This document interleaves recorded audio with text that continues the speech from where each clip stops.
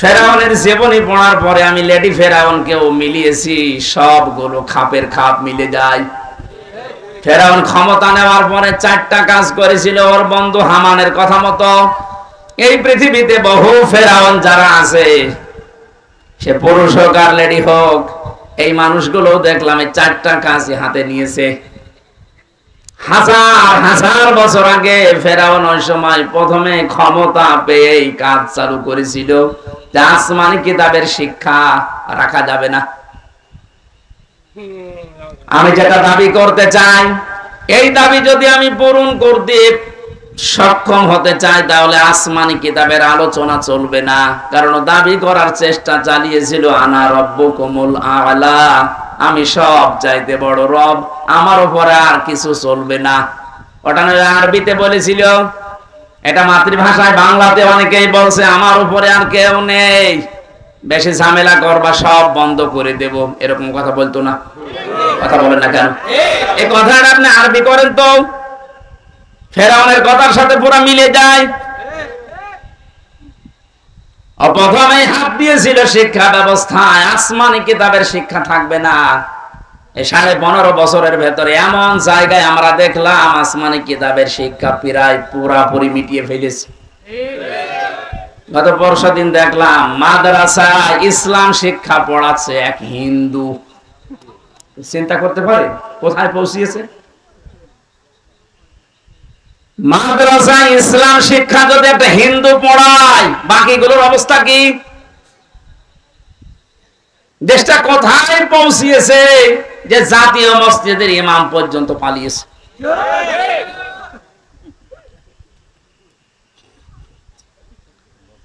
কত বড় দুর্নীতিগ্রস্ত হলে বাইতুল মুকাররমের ইমামও পালিয়ে যায়, ওরাও খুঁজে পাওয়া যাচ্ছে না। ফেরাউন ক্ষমতা পাওয়ার পরে ও যা করেছিল প্রথমে, আজকে পৃথিবীতে অনেক জালেমকে আমরা এইটাই দেখেছি, ওরা প্রথমেই হাত দিয়েছে শিক্ষা ব্যবস্থায়। আল্লাহর কোরআনের নবীজির হাদিসের জীবনী যেগুলো ছিল এগুলো সব বাদ দেন, এইগুলো চলবে না। এবং যদি 10টা বছর চালাতে পারে, হামান ফেরাউনকে বলেছিল বন্ধু 10টা বছর যদি আসমানি কিতাবের আলোচনা বাদ দিয়ে জাতিকে চালাতে পারো, পুরা জাতি গোমরা হয়ে যাবে। চিন্তা করেছেন কোথা থেকে নিয়েছে এই বিষয়গুলো?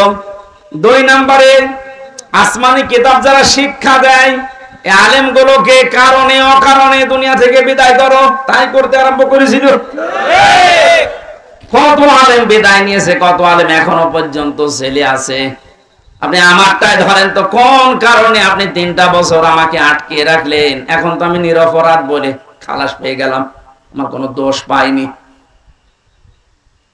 আমার তো উচিত হবে যারা আমার মামলা রায় হয়েছে মাদারীপুরের এই লোকটা সহ যত মানুষ আমার মামলার সাথে জড়িত, প্রত্যেককে এখন উল্টা করে বিনা কারণে একটা মানুষকে কষ্ট দিলেন, আপনাদেরকেও মামলা দিয়ে এভাবে কষ্ট দেওয়া লাগবে। ফরিদপুরের যে ছেলেটা জঙ্গি মামলায় আন্দাজে আটকে রেখেছে, তার ভাই কিছুক্ষণ আগে আমারে বলছিল হুজুর এই কথাটা তুলে ধরেন, সারা বাংলাদেশে জানান।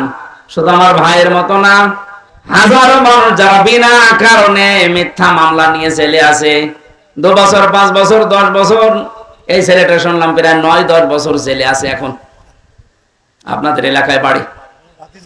হ্যাঁ, এই জন্য ভাতিজা, তার বড় ভাই ফরিদ, ফরিদপুরে বাড়ি ফরিদ, আমার সামনে বিল্ডিং এ ছিল, মাঝে মাঝে হাত মারত।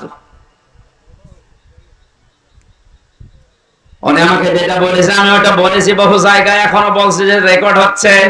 এই দেশে 1 লাখের উপরে মানুষ এখন জেলখানায় আছে।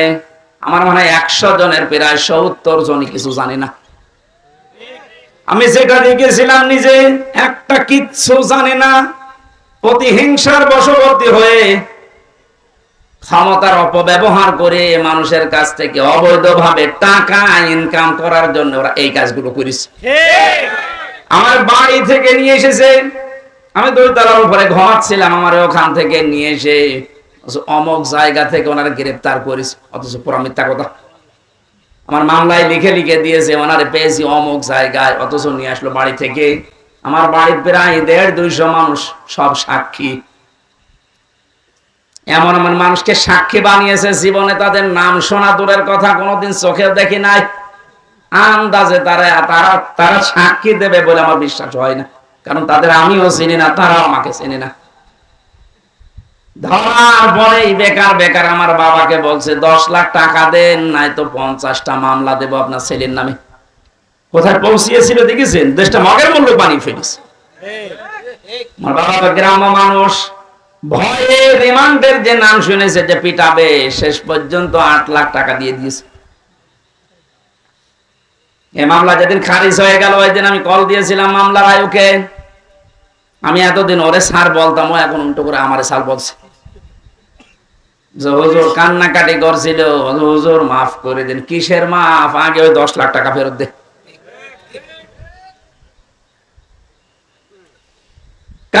কারণে হাজারো মানুষকে আপনি এভাবে জেলখানায় রেখেছেন, যাদের মামলা প্রমাণ হয়ে যাচ্ছে, যারা নির্দোষ খালাস পেয়ে যাচ্ছে। আমার মনে হয় উচিত হবে সরকারের এই মুহূর্তে আইন পাশ করা, যারাই মামলার আয়ু থেকে জড়িত উপর পর্যন্ত প্রত্যেকে এভাবে 8-10 বছর করে জেলে রেখে দেন। দেখেন কেমন লাগে। একটা মানুষ যদি পরিবারের যে মেন, সে যদি জেলে থাকে, তার পরিবারটা সে শুধু নষ্ট হয় না, তার পরিবারও শেষ।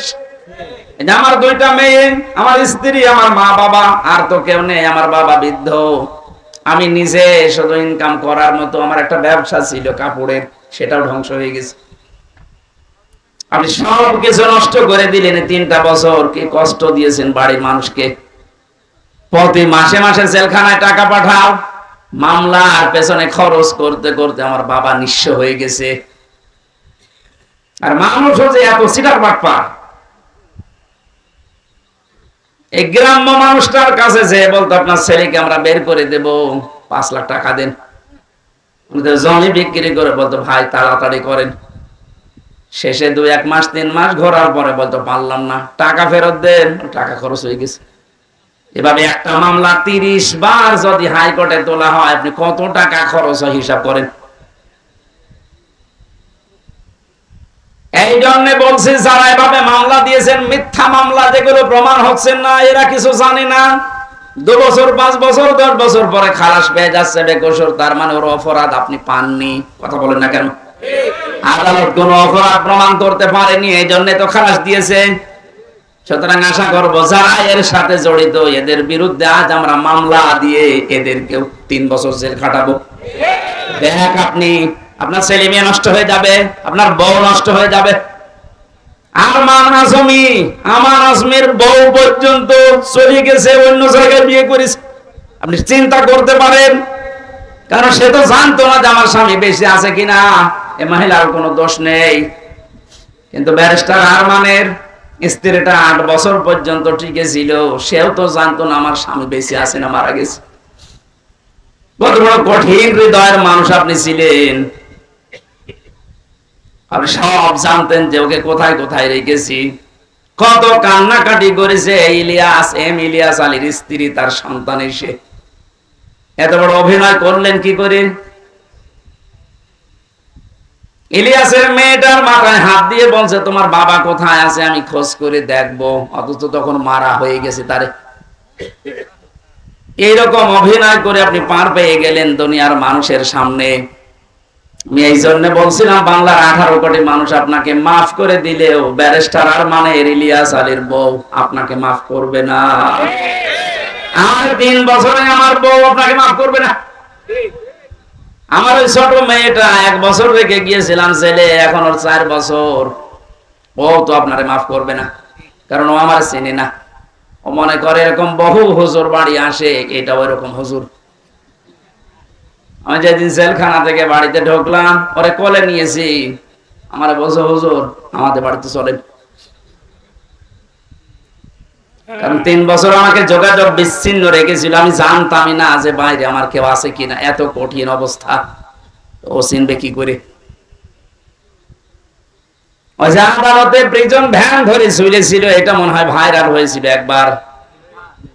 এই দৃশ্যগুলো দেখে এনএসআই যিনি প্রধান ছিলেন ওই সময়, গোয়েন্দা বিভাগের যারা দায়িত্বে ছিল, এসবি স্পেশাল ব্রাঞ্চের, তারা পর্যন্ত, ডিআইজি নাফিউল স্যার পর্যন্ত কান্না করেছে যে না, এটা মেনে নেওয়া যায় না। এতটুকু একটা বাচ্চা 3.5 বছর বয়স, ও প্রিজন ভ্যান ধরে ঝুলে আছে বাবাকে এক নজর দেখার জন্য। এরপরও আপনার মন গলে নাই। আপনি যদি জানতেন যে অপরাধী, তাহলে তো শাস্তি দিতে পারতেন। আপনি নিজেও জানেন, এমনকি অফিসাররা আমারে বলতো, হুজুর আপনি কিছু করেননি, আমরা জানি। কত বড় শয়তান দেখেছেন? নিজেরা বলতো যে আপনি কিছু জানেন না, আমরা জানি। তারপরও ওরা এই অবস্থাগুলো করেছে। এমনি জেলে দিলে তো হতো, জেলে গেলে সারাদিন ঘোরাফেরা করা যায়, বিশাল এরিয়া। এরকম গ্রামের মতো 3-4 গ্রাম মিলে একটা জেলখানা, কাশিমপুর কারাগার, এরকম 3-4 গ্রাম মিলে 1, 2, 3, 4। এখানে সারাদিন যদি ঘোরাফেরা করেন মনে হবে বাড়ির মতোই আছি। বিকাল 5টার সময় তালা লাগিয়ে দেয়, সকাল 7টায় আবার খুলে দেয়। বিভিন্ন মানুষের সাথে দেখা হয়। জেলখানা ঝামেলা না, খাবারের সমস্যা আছে। কিন্তু আমাদের আর মাওলানা মামুনুল হককে যা করেছে, 24 ঘন্টা ফাঁসির কন্ডেম সেলের ভেতরে তালাবদ্ধ রাখতে, মনে হচ্ছে কি করেছি আমরা, অথচ কিছু জানি না।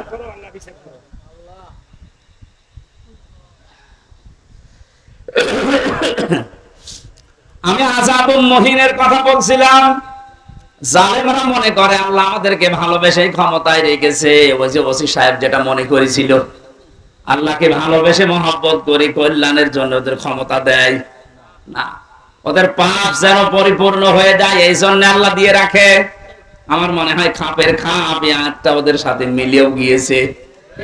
যখনই পরিপূর্ণ হয়ে গেছে, এত বড় বড় দল বাংলাদেশে 17 বছর বহু চেষ্টা করেছে, চুল পরিমাণ নড়াতে পারে নাই। অথচ মাত্র কিছু ছাত্র, আমার মনে হয় আল্লাহ এদেরকে আবাবিল পাখির মতো ব্যবহার করেছে। কারণ পাপ পরিপূর্ণ হয়ে গেছে, এখন আবাবিল পাখির মতো ব্যবহার করে জালেমদেরকে এমন ভাবে অপমান করেছে। দোয়া করছি মুসাফির অবস্থায়, মাজলুম অবস্থায়, অসুস্থ অবস্থায় বলছি, কারণ জেল থেকে বের হয়ে আমি এখনো পর্যন্ত স্বাভাবিক না। ওরা যা খাওয়াতো আমাদেরকে, বেঁচে থাকা দায়। মাওলানা মামুনুল হক না থাকলে আমি আরো কষ্ট পেতাম। ওনার একটা গরম করার বাটি ছিল, মাঝে মাঝে উনি গরম করে আমাদেরকে খাওয়াতো। তাছাড়া যে খাবার দেয় 10,000 মানুষের খাবার খাওয়া যায়।